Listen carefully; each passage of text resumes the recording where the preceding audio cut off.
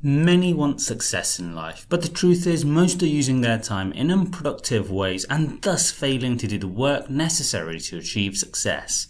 Today we look at possibly the best motivator to take action towards achieving success: death.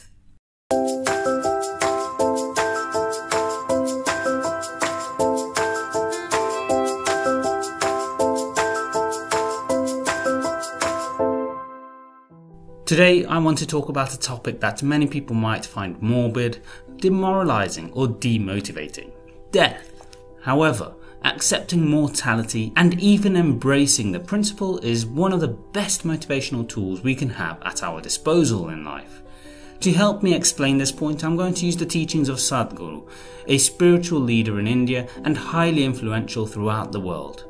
Now, to clarify, Sadhguru doesn't specifically focus on death when he often speaks, but he covers a number of topics and has discussed our mortality in this life multiple times in his talks. Before we delve deeper, if you find today's video informative and of value, please consider sharing it with others who may find it of interest.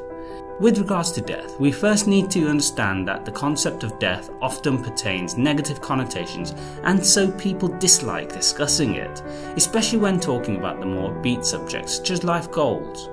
However, the fundamental truth in life is that we all die at some point. That's not me trying to be negative, it's just a fact. You're born, you live your life, and then you die. And here's where the first and most fundamental lesson comes today. We have a time limit to live, and most in life underestimate quite how short a time it is, because they don't want to think about the possibility of their mortality.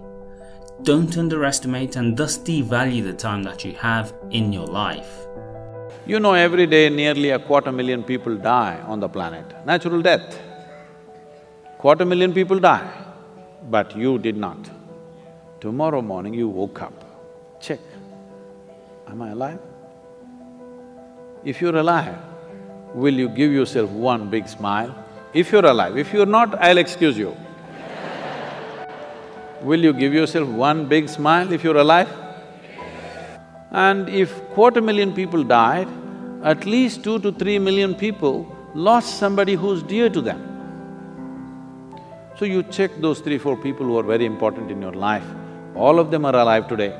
One more big smile, then you check time, it's 11:30. You're still alive. Don't think this is a joke. What is ticking off here is not the clock, it's your life. The truth is, fearing death is natural, but by starting to grow comfortable with the idea that you aren't here forever, you can use death as an incredible motivator in life. Now, before we talk about the idea of using death as a tool for motivation, we need to consider how we can first feel comfortable with being able to accept our mortality. So how do we do this? Well, you need to understand why you might fear the concept of death. You see, for most, they don't want to think about death because they have a tendency to link death with pain. People don't want to be in pain, so they don't want death. And this pain may not be physical. When young, we tend to fear physical pain that old people suffer at the time of their death. However, many older people don't really worry about the physical pain, but rather the pain of regret or emotions. The pain of not having achieved what they desired to, or not having mended a broken relationship, is significantly harder to accept at the end of life than any physical pain. And this is why people don't want to die. They fear the pain that they will feel. However, what if we could challenge that perception? What if we no longer feared death, but instead understood it to simply be what it is: the end of this life? By acknowledging this, death doesn't have to equate to pain, but rather is simply an end, meaning you can suddenly change your whole perception on what it means to die. And this is where you can start using death to your advantage. You see, this opens up 3 fundamental concepts you can use from the idea of death. First, it gives you a deadline to achieve what you need to in life to ensure that when the moment finally comes, you can end life in peace, not pain. Second is that by using death as a reminder to the time that you have in this life, you'll be able to focus on what's important to you. And third, and most important point, is that if you're able to understand that death is yet to come, that means you're alive. And to be alive means you still have the chance to achieve your life goals. If you come to the idea of mortality once in a way, it'll make you depressed, it will make you fearful.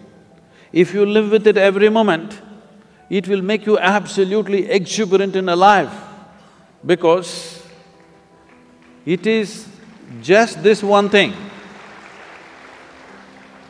that this is not forever, this is just for a brief period of time. And the more joyful you are, briefer it becomes. If you're ecstatic, it'll just vanish in no time. Yes? So if you want to stretch it, you need to make yourself truly miserable. Otherwise, it'll be just gone in no time.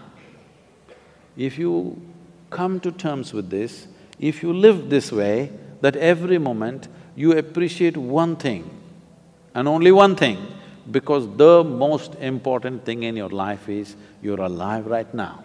To be alive, fully alive, 100% alive is the most important thing, because only if something is 100% alive, can you make it yield something beautiful. So let's understand these ideas in more detail. First, understanding death is a deadline. Here's why using death as a deadline is surprisingly valuable and an important idea.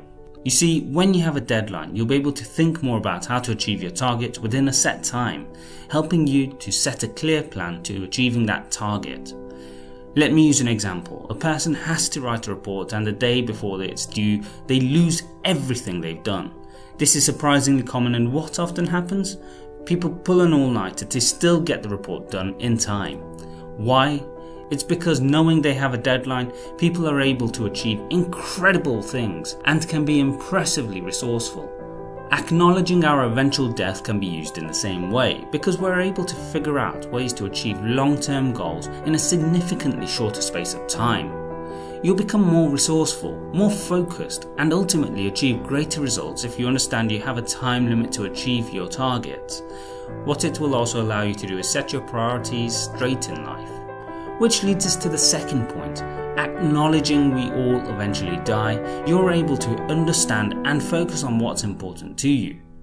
Think of it this way. We're often talking about to-do lists as a tool to help you be more productive. That's because by having a to-do list, you're able to prioritize what's important to you within a limited frame of time.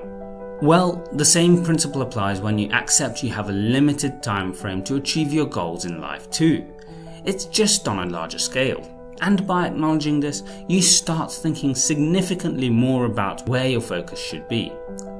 Should you be working on a personal project that's fundamental to achieving your dreams, or should you binge watch the latest show on Netflix? The truth is, many will allow themselves to watch a Netflix show because they allow themselves to procrastinate from what they consider important. They allow this because they always believe there's time to do what's important later. Often this won't materialize, and eventually it'll be too late and we're left with that pain of regret we mentioned earlier. The person who acknowledges their mortality will acknowledge they need to stay focused on what's important to them. This may not necessarily be the most fun in the short term, but the long-term satisfaction is significantly more valuable than the short-term gratification. You're alive now, but it won't be forever, so getting your priorities straight now is vital to ensure you don't have to suffer the pain of regrets later in life. Which leads us to the third point about the value of acknowledging you will die one day. Knowing that the day is yet to come means you acknowledge that you're alive today. We don't know when we will eventually die, but we do know that we're alive now. By understanding this, we can acknowledge the opportunity we've been afforded to live our life to the full. By acknowledging death, you give more importance and value to life, and by doing this, you will act to live a more meaningful and fuller life. So don't be afraid to acknowledge your mortality, but embrace the gift that you've been given in life itself. Understand that death is simply part of the process that is life, and while you can't control when you will eventually pass, you can control how you live. Our ability to fix the world around us, subject to various realities. Some things work, some things don't work, because this involves too many forces. Sometimes it falls into place, sometimes it doesn't. But in our lives, will we do everything that we can do or not, is determined by this, that only if you're joyful by your own nature, that is, you have no fear of suffering. Only when you have no fear of suffering will you dare to walk your life full stride. Everything that you can do, you will do. In our lives, if we do not do what we cannot do, this is not an issue. But if we do not do what we can do, we are a disastrous life. It's my wish and my blessing that you should not become such a disaster. Everything that you can do must happen in this life.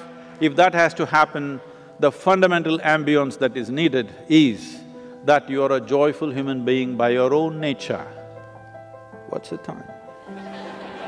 Still on, huh? Let's do it. Thank you. Thank you. How do you feel about acknowledging your own mortality? Is it an uncomfortable subject to think about? Let me know in the comments section below. Also, if you enjoyed today's video, please consider subscribing and sharing the video with others who might find it of interest. Thanks for watching.